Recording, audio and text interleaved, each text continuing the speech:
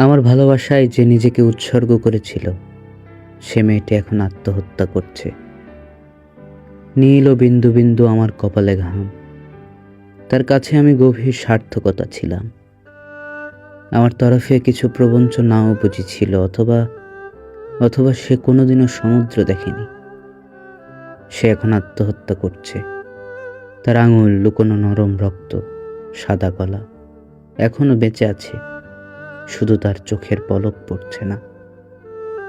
স্থির সম্মতির মতো অপলক আয়নায় সে এখনো বেঁচে আছে, কোনোদিনও সমুদ্র দেখেনি।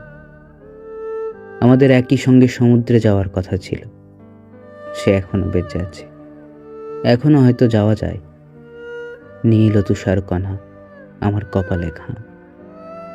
এখনো তাকে সারা রাত্রি চুমু খাওয়া যায়।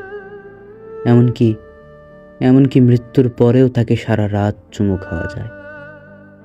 ঘুমন্ত তাকে এত সুন্দর দেখাতো, আরো গভীর ঘুমে সৌন্দর্য আরো জন্ম নেয়। কিন্তু সে এখনো বেঁচে আছে, শুধু তার চোখের পলক পড়ছে না।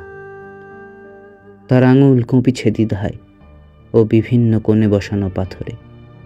নরম রক্ত নিভে যাচ্ছে ভয়ে।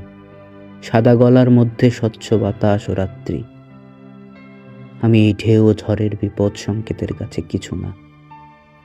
এত ফেনা আর গভীর অন্ধকার প্রবাল দ্বীপের মধ্যে সামুদ্রিক অশ্বের রেশায় আমার নিজের ঠোঁট নিজেরই অচেনা।